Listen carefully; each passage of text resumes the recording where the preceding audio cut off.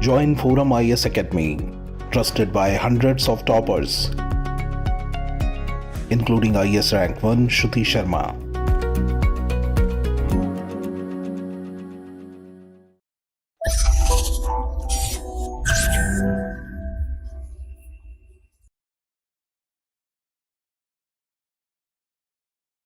Good evening, aspirants. Welcome to the Hindu News Analysis discussion brought to you by ForumIAS for the date 30th April 2023. These are the list of news articles for today's discussion. Today we will be covering 5 topics, each from polity, governance, environment, and a topic from science and technology. Alongside this, we will also be discussing 2 previous year prelims question and a mains practice question. So straight away, let us move to our first article for the day. First article, Nicobar project violates tribal rights, says ST panel. This news article is regarding the forest conservation rules of the year 2022. But first of all, know that the central government has come up with a project called Great Nicobar Island Project. This project is an infrastructure development project that includes constructing transshipment port, airport, power plant and greenfield township in and around Nicobar Island. And this project is implemented by the Andaman and Nicobar Islands Integrated Development Corporation. The issue here is that the forest clearance for this project has been approved by the central government without consulting the National Commission for Scheduled Tribes. And in addition to it, the former Secretary of Tribal Affairs is saying that even the Forest Rights Act is violated in this process. So first let us know about the NCST and about the Forest Rights Act from exam point of view. Only then we can understand why the forest conservation rules of 2022 is criticized. NCST. The National Commission for Scheduled Tribes was established by amending Article 338. Through the constitutional amendment, that is the 89th Constitutional Amendment Act of 2003, a new article 338A was inserted in the constitution. This article 338A led to the establishment of National Commission for Scheduled Tribes. By this amendment, the erstwhile National Commission for SC and ST was replaced by 2 separate commissions, namely the National Commission for SC and the National Commission for ST. If we take the composition, the term of the office of chairperson, vice chairperson and each member is 3 years. The tenure is 3 years from the date of assumption of charge. Know that the chairperson has been given the rank of Union Cabinet Minister, while the vice chairperson is given the rank of Minister of State, and other members have the rank of Secretary to Government of India. They are appointed by the President by warrant under the hand and seal. And know that at least one member should be a woman, and the members are not eligible for appointment for more than 2 terms. This is also an important point. If we take the functions of the commission, the NCST investigates and monitors all matters that are related to the safeguard of scheduled tribes which are provided in the constitution. That is, it checks whether the constitutional provisions that provide safety to scheduled tribes are getting implemented or not. Secondly, NCST inquires into specific complaints with respect to the deprivation of rights and safeguards of ST. Thirdly, it participates in the planning process of socio-economic development of the scheduled tribes. Then the National Commission for ST also presents an annual report to the President. This annual report has information about the working of legal and constitutional safeguards. Then in that report itself, the NCST makes certain recommendations to the Union or any state government for the effective implementation of those safeguards.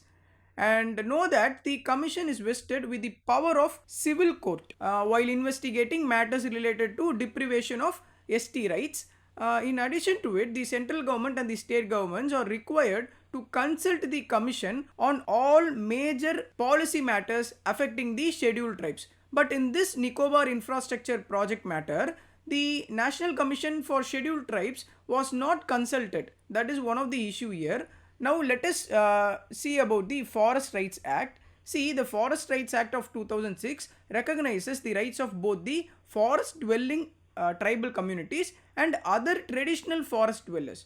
So their rights on forest resources for their livelihood, habitation and other socio-cultural needs are guaranteed by the FRA Act. This act also recognizes the individual forest rights as well as community forest rights of the people. And then this act provides rights to allocation of forest land for developmental purposes to fulfill the basic infrastructural needs of the community. But we have to note that FRA protects the tribal population from eviction without rehabilitation and settlement, which means that even if the forest lands are diverted for non-forest purposes, first of all, the government has to recognize the rights of ST people on the forest. Then they have to provide ST people plans for rehabilitation and settlement. Only then the forest land can be diverted. And moreover, before the FCR 2022, that is the forest conservation rules came into force, it was mandatory to consult the tribes living in the forest area before giving forest clearance. But now, after the Forest Conservation Rules 2022 came into force, it is not mandatory to consult the tribes living in forest areas when giving clearances to divert forest lands. That is also an issue here. Now, let us know about the FCR 2022. See, the Forest Conservation Rules deals with the implementation of Forest Conservation Act of 1980. They prescribe the procedure to be followed for diversion of forest lands for non-forestry purposes. That is for road construction, highway development, railway lines and mining and all. According to this rule, for diverting a forest land beyond 5 hectares, approval for diverting land must be given by the union government. And this is done through a specially constituted committee called Forest Advisory Committee. This committee examines whether the user agency that wants to make use of the forest land has made a proper plan to use the forest. Then it will also examine whether users has a plan in place so that damage from felling of trees in that areas will be minimal. Lastly, the Forest Advisory Committee also ensures that diversion of land doesn't cause damage to wildlife habitat. Then if the Forest Advisory Committee is satisfied with the plan made by the user agency, it provides approval and forwards it to the concerned state government where the land is located. The state government then has to ensure the provision of Forest Rights Act are duly complied. It means that the burden to ensure the rights of scheduled tribes to their traditional forest lands is now with the state government. Then another area of criticism in this new rules is that the new rules allows the union government to permit clearing of forest before consulting its inhabitants. The handover of the forest can be approved and the union government can divert the forest lands without consulting the scheduled tribes and other forest dwellers living in the area. And the union government can go on to collect payment for compensatory afforestation from the private developer even before the state government ensures consent of the forest dwellers. That is what the article is all about. Let us see the other concerns also. First is there is a lack of clarity regarding what happens to tribes and forest dwelling communities whose lands would be taken away for developmental work. Further, the wordings of new rules implies that it is not mandatory to take the consent of Gram Sabha before diversion of any forest lands. Second, as said earlier, the new rules allows the union government to permit the clearing of forest before consulting its inhabitants. This is nothing but a forced consent. The inhabitants will have no choice but to accept. So once forest clearance has been granted, no claim will be recognized and settled for the inhabitants. The third point is that the rules are being criticized as a tool to promote ease of doing business for a chosen few, but it will end the ease of living for many forest dwellers living in the protected areas. Fourth and the final point is that the new rules were promulgated without any consultation and discussions with the stakeholders. The stakeholders here includes Parliamentary Standing Committee, environment, forest and climate change experts, environmental conservation groups or the representatives of tribal communities who will be impacted were also not consulted. So that is why this new rules is criticized. That is all about the topic here. So in this topic we saw comprehensively about NCST, Forest Rights Act and about forest conservation rules. So with this let us close here. and move to the next topic. Second topic, a push for rehab instead of jail time. See, currently there is a discussion going on within the government circle on whether government could decriminalize the consumption of narcotic drugs and psychotropic substances. So the alternate plan would be like motivating addicts and users to submit themselves before the treatment centers. In that way, they could voluntarily declare themselves as addicts who needs treatment in order to escape the criminal prosecution. And another fact that is highlighted in the article is from the data of Ministry of Social Justice and Empowerment and AIMS. Accordingly, in the year 2018, the data says alcohol had emerged as the most used substance among adults at a prevalence rate of 17.1%. Apart from that, the survey showed that cannabis use had the highest prevalence at the rate of 3.3%. This is followed by sedatives, cocaine use, etc. We already have a legal mechanism to stop the usage of drugs among youths and other section of people, which is the Narcotic Drugs and Psychotropic Substances Act of 1985. According to this act, the consumption of any narcotic drugs or psychotropic substances will lead to a jail term of up to 1 year with or without a fine payment of rupees 20,000. In addition to it, the government has come up with a countrywide awareness and rehabilitation campaigns to treat users and drug addicts like victims and not criminals. In that line only, Nasha Mukt Bharat policy and Nasha Mukt Bharat Abhiyan were also launched. Let us see about that now. See, the Ministry of State for Social Justice and Empowerment had launched the Nasha Mukt Bharat annual action plan for the year 2020 to 21. The Nasha Mukt Bharat annual action plan for the year would focus on 272 most affected districts. The plan aims to launch a three-pronged attack which combines the efforts of Narcotics Control Bureau, outreach or awareness programs by the Ministry of Social Justice, and medical treatments from the Department of Health and Wellness. The action plan has the following components. They are like awareness generation programs focusing on higher education institutions, community outreach and identification of dependent population. Then the plan also focuses on treatment facilities in hospitals, capacity building programs for service providers, etc. Then there is another one which is the National Action Plan for Drug Demand Reduction 2018 to 25. This plan was drafted by the Ministry of Social Justice. It aims to reduce the adverse consequences of drug abuse in India through education, de-addiction and rehabilitation of affected individuals and their family. Then know that a steering committee under the chairmanship of Secretary of Ministry of Social Justice monitors the implementation of this action plan. Now, if we take the institutional structure to deal with the drug menace, it is the Narcotics Control Bureau. It is the nodal drug law enforcement and intelligence agency of India. It functions under the Ministry of Home Affairs, and know that it was established in the year 1986 under the Narcotics, Drugs and Psychotropic Substances Act of 1985. Then know about the National Narcotics Coordination Portal also. See, there are number of stakeholders in drug law enforcement. So it has necessitated coordination between various agencies on real-time basis. So the Ministry of Home Affairs has constituted a 4-tier coordination mechanism to increase coordination among nationwide stakeholders. They will be coordinated from grassroots level to apex level for effectively combating the menace of drugs. Now coming to the Nasha Mukt Bharat Abhiyan that is mentioned in the article. Nasha Mukt Bharat Abhiyan is also called as Drugs Free India campaign. It was launched on 15th August of 2020. This was launched for 272 districts across 32 states and union territories.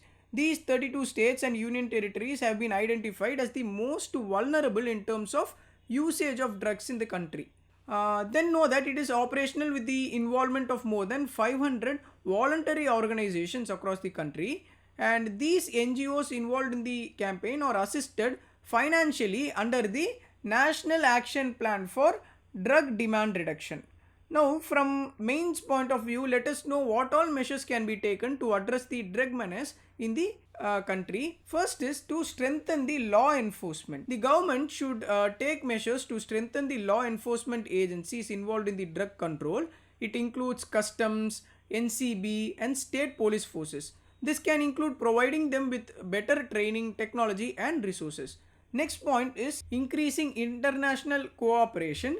The government can work with other countries to increase international cooperation, like sharing of information and intelligence on drug trafficking networks among countries can be helpful. Third point is addressing socio-economic issues. Socio-economic factors like poverty, unemployment, and lack of education can contribute to drug abuse and trafficking.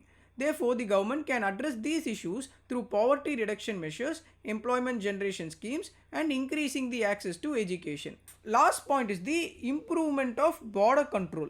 See, the government can improve border control by increasing surveillance, using advanced technologies, equipments, and strengthening border using security forces. So, by taking a multifaceted approach, India can overcome the issue of drug trafficking and make progress towards a drug-free society. So, that is all about the article here. In this article also, we saw about Nasha Mukti Bharat Annual Action Plan, the Action Plan for Drug Demand Reduction, and about NCB, and about the Nasha Mukt Bharat Abhiyan. So with this, let us close the topic here and move to the third topic. Third topic, safety concerns over EFarma put center in a spot. The news article reports that the DGCI had sent show cause notices to 20 odd e-pharmacies for selling drugs that are not for retail sale. This is a gross violation of rules under the Drugs and Cosmetics Act of 1940, which regulates the import, manufacturing, and distribution of drugs in the country. See, a web-based pharmacy is an online system that provides a platform for customers to purchase medicinal drugs and e-services online. It allows the customers to receive medicines within a short time while being at home. According to the e-pharmacy market in India 2022 to 2027 report, e-pharmacy has emerged in recent years and proved to be a viable model in addressing the consumer problems and delivering excellent customer solutions. But however, regulating the e-pharmacy business is a big task for the government. We can see from the news itself how the e-pharmacies are misusing the online platforms to deliver drugs that are banned for retail sale.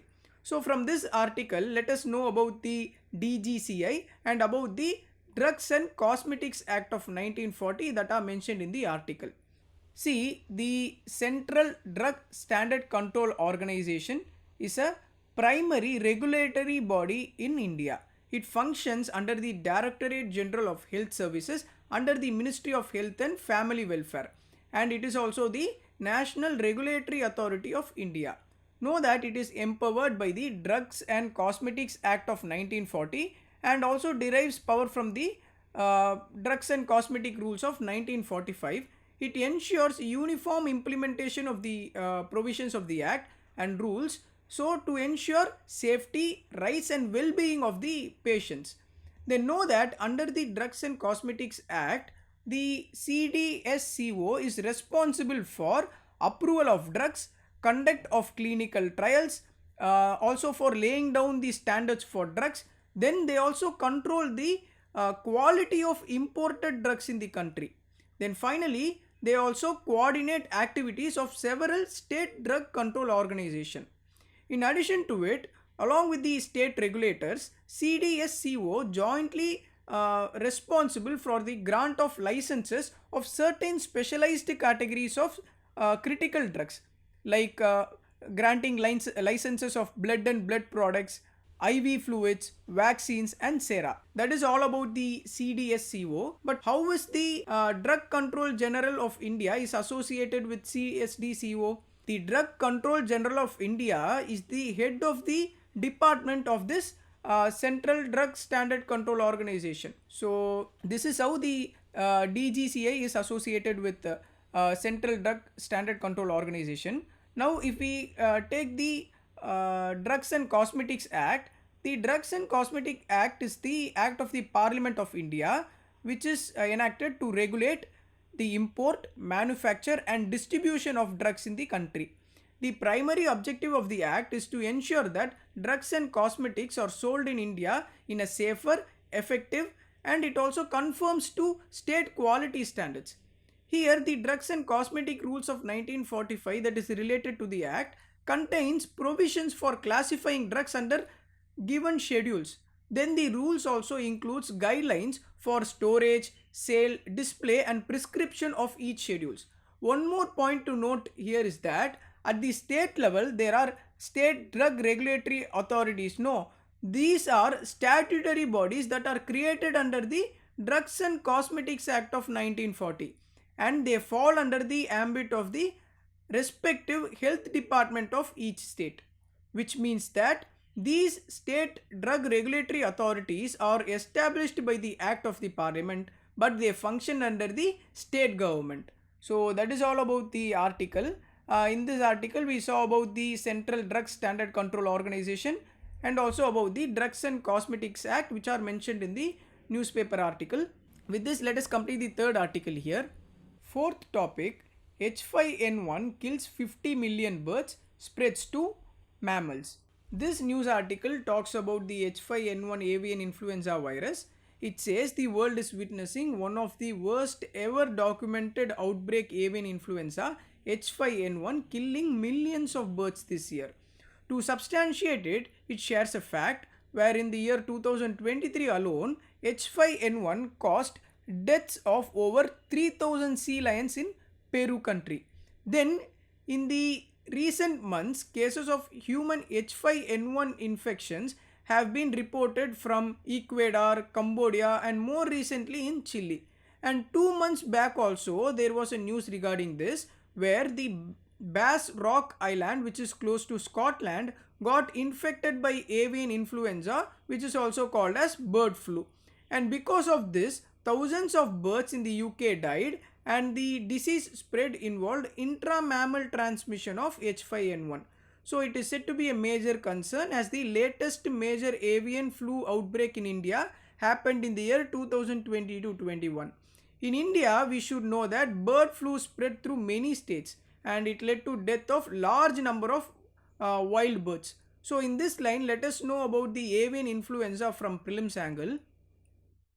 See, bird flu or avian influenza is a disease that is caused by avian influenza type A viruses. The avian influenza virus, that is the type A virus, are found naturally in wild birds worldwide. And the virus we are talking about can infect domestic poultry, that includes chickens, ducks and turkeys. And there has been report of H5N1 infections even among pigs, cats, tigers in Thailand zoos. If we take the infections in humans, there have been reports of avian and swine influenza infections in humans, including H1N1, H1N2, H5N1, H7N9 among others. The first report of human H5N1 infection that causes bird flu was in the year 1997. Moreover, the infection is deadly as it has the high mortality rate of about 60%. The most common route of transmission is the direct contact, that is when a person comes in close contact with the infected birds, either dead or alive. Know that humans can also be affected if they come in close contact with contaminated surface or air near the infected poultry. But there is no sufficient evidence for the spread of viruses through properly cooked meat. Moreover, the case of human to human transmission of the H5N1 virus are very rare. If we take the case of India, migratory birds have been largely responsible for the spread of virus into India, mainly during the winter season. And it spreads further through the movement of local residential birds and poultry. But the bird flu in UK happened in the annual congregation of breeding grounds where the birds come together to breed in a particular place at a particular time. This breeding place and event quickly turned into a super spreader event. This is because H5N1 is highly pathogenic, leaving many birds lying dead on the beaches or remote islands. So that is enough regarding the bird flu. Now let us see how India can handle it. In India, we saw the avian flu outbreaks coincide with the peak migratory season. And we know that India is the fastest growing egg producer in the world, right? Moreover, poultry birds here are not vaccinated against flu in India. So this raises concerns on how we are going to handle any bird flu if it occurs in India. In addition to all these, we do not have active surveillance in the poultry sector. So as of now, even containing human to human transmission or bird flu or any related diseases can be challenging. To address this, we can go with pathogen surveillance so that the government can fulfill the objective that is enlisted under One Health program. See, One Health is an approach that recognizes the health of people is closely connected to health of animals and our shared environment. So, by protecting the health of animals around us, the One Health concept says we can protect our health also. Keeping this in mind, we recommend environmental surveillance. Such surveillance can help in providing near real-time information on health and community exposure to pathogens. See, birds infected with avian influenza virus shed large quantity of virus in their saliva, nasal secretions and faces, and this virus will remain for a week in those animal wastes. In addition to it, when these wastes get mixed with the local lakes or ponds, even the water bodies become infected by the H5N1 virus and begins to host the virus. Studies also suggest that avian influenza virus can remain active for an extended period of time in the surface water and even in the dead bodies of the infected birds. And the domestic ducks are also said to be the reservoirs of this virus. So by this information we can see how diverse is the source of this virus. So in order to monitor it, environmental surveillance is very important. See, environmental surveillance is nothing but collecting and analyzing the samples of air, water, foodstuffs and other media to check whether there is any virus contamination in the environment or not. By this environmental surveillance, the information on prevalence of avian influenza virus in various areas can be tracked. And according to the prevalence of virus, the government can take decision. In addition to it, the carcass collection and testing should be done effectively alongside the environmental surveillance so that we could address this spread of bird flu in the country. So that is all about the article here. So we covered this from both the prelims and mains angle. Let us close this article here and move to the last and the final topic. Fifth and the final topic, over 64% of elephant habitat lost across Asia since 1700. The article reports that habitats that are suitable for Asian elephants across Asia have decreased by over 64%, and they suggest that South Asia and Southeast Asian countries like China, India, Thailand, Vietnam have lost more than half of their suitable elephant habitat range. In that, the greatest decline were in the China and India, where the decrease in elephant habitat in India is around 86%. From this article, we can learn about elephant and the project elephant from exam point of view. See, in India, the Asian elephant is found in 4 fragmented populations. They are located in the south, north, central and in the northeast of India. Their habitat ranges from wet tropical evergreen forest to semi-arid thorn and scrub forest. However, the highest density of the elephant population are found in tropical deciduous forest. If we take the significance of Asian elephants are extremely sociable, forming groups of 6 to 7 related females that are led by the oldest female. And there are 3 subspecies of Asian elephants, Indian, Sumatran, Sri Lankan elephants. The Indian elephant has the widest range and accounts for majority of remaining elephants on the continent. If we take the IUCN Red List, elephants are listed under endangered category, and according to CITES they come under the Appendix 1, and according to the Wildlife Protection Act of 1972, Asian elephants are listed in the Schedule 1. Now coming to the Project Elephant, the Project Elephant is a centrally sponsored scheme. It was launched in the year 1992 to provide financial and technical support to major elephant bearing states in the country. This central assistance is for protection of elephants, their habitats and corridors. It also seeks to address the issue of human-elephant conflict and welfare of domesticated elephants. Know that the project is being implemented in 13 states and union territories, which are Andhra Pradesh, Arunachal Pradesh, Assam, Jharkhand, Karnataka, Kerala, Meghalaya, Nagaland, Odisha, Tamil Nadu, Uttarakhand, Uttar Pradesh and West Bengal. If we take the objectives, conserve and protect wild elephants in their natural habitats in the country is one of its objective. Then second is to restore natural habitats and traditional corridors used by the elephants by eco-storation and other means. Then Project Elephant ensures safeguards against poaching and other threats. In addition to it, Project Elephant also addresses mitigation and control of human-elephant conflicts, welfare and management of captive elephants. Adding to it, it also creates a viable mechanism to ensure interstate, regional and national level coordination in protecting and conserving elephants and its ranges. So that is all about the Project Elephant. With this, let us close this short topic here. Now coming to the previous year prelims questions, we will be covering two questions here. Both these questions appeared in the year 2018. So listen.